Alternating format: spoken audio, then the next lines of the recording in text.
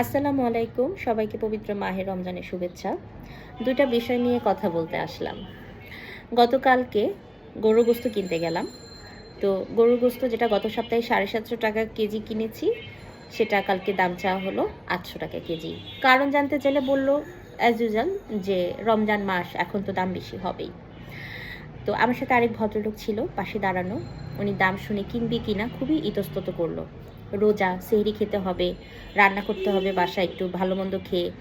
তো নিবে কি নিবে না এরকম একটা দ্বিধা দ্বন্দ্বে অনেকক্ষণ ভোগার পরে উনি আনকমফোর্টেবলি বলল যে আমাকে আধা কেজি গরুর গোশত দেন। তো আমার আসলে কথাটা এটা নেই, পৃথিবীর অন্যান্য দেশে রমজানকে সামনে রেখে যখন সব কিছুর দাম হাতের নাগালে নিয়ে আসা হয়, যেন রোজাদাররা একটু শান্তিমতো তাদের মনে যা চায় সেটা খেয়ে ইফতার করতে পারে, সেহরি করতে পারে, আমাদের দেশে তার উল্টা কেন? আমাদের দেশকে ঘড়ির কাঁটার উল্টা দিকে চলে? সেটা তো না। তাহলে কেন ব্যবসায়ীরা প্রত্যেক রোজাকে পুঁজি করে সব কিছুর দাম এভাবে বাড়িয়ে দেয়? মানুষ কেন এত দ্রব্যমূল্য নিয়ে ভোগান্তির শিকার হয়? বর্তমানে নতুন সরকার ক্ষমতায় এসেছে।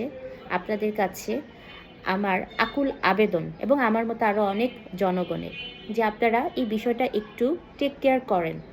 এই রোজার মাসে অন্তত যেন মানুষ একটু ভালো মন্দ খেয়ে পরে রোজাটা করতে পারে, এই জায়গাটা আপনারা একটু দ্রব্যমূল্যর দামটা নিয়ন্ত্রণ করেন। আরেকটা বিষয় হচ্ছে, রাস্তায় প্রচণ্ড জ্যাম। নর্মালি জ্যাম থাকেই, রোজার মাসে সেটা যেন আরও দ্বিগুণ তিনগুণ হয়ে যায়। এমনিতেই হচ্ছে যে 4টা 5টা পর্যন্ত অফিস একসাথে ছুটি হয়, সবার বাসায় যাওয়ার একটা তাড়া থাকে, তখন জ্যামটা হয়। তাছাড়াও জ্যাম লেগেই থাকে। কারণটা হচ্ছে যে অধিকাংশ ফুটপাত দখল করে এই রোজাকে সামনে রেখে ব্যবসায়ীরা ব্যবসা শুরু করে, ইফতারের বাজার বসায়, আরও বিভিন্ন ধরনের হরেক রকমের জিনিসপত্রের ব্যবসা শুরু করে দেয়। তো এই বিষয়টা হচ্ছে, অর্ধেকটা রাস্তা দখল করে যখন এরকম ব্যবসা শুরু করে, রাস্তা তো এমনিই কমে যায়, জ্যামটা লাগে। এখন এই বিষয়টা হচ্ছে, এই যে যারা ব্যবসায়ীরা ব্যবসা করছে, তাদের ব্যবসা কিন্তু তারা যে ব্যবসাটা করছে, এখানে যে ফুটপাত দখল করে কিন্তু ব্যবসা করার কথা না, কিন্তু তারা এই পারমিশনটা পাচ্ছে কোথা থেকে? তারা এই যে অনিয়মটা করার পারমিশনটা পাচ্ছে কোথা থেকে? যারা স্থানীয় রাজনৈতিক নেতা কর্মীরা আছে, তাদেরকে চাঁদা টাদা দিয়েই কিন্তু তারা এই বিষয়টা ব্যবস্থাটা ঠিকঠাক করে নিচ্ছে। এই বিষয়টা কিন্তু একটু বর্তমান সরকারের দৃষ্টিপাত করা উচিত। ব্যবসায়ীদের ব্যবসা কিন্তু বন্ধ করলে তাদেরও পরিবার চালাতে কষ্ট হবে, এখানেও বিষয়টা মাথায় রাখতে হবে। দরকার হলে এই ব্যবসায়ীদের অন্য কোনো জায়গা, ফিক্সড কোনো জায়গা করে দেওয়া হোক, যে তারা ব্যবসাটা ওইখানে করবে, যেখানে যেহেতু তারা এখন চাঁদা দিচ্ছেই, ওইখানেও নির্দিষ্ট পরিমাণ চাঁদা দিয়ে বা ফি দিয়ে বিজনেসটা করুক।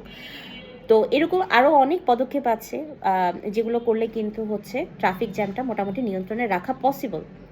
বর্তমান সরকার, আমি শিওর যে আপনাদের মাথায় হচ্ছে অনেক ফ্যান্টাস্টিক অ্যামেজিং প্ল্যান আছে। আপনারা এই প্ল্যানগুলো বাস্তবায়ন নিয়ে অনেক ধরনের কাজও করবেন।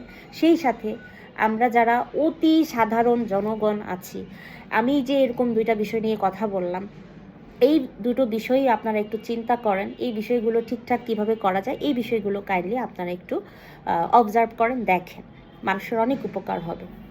ধন্যবাদ।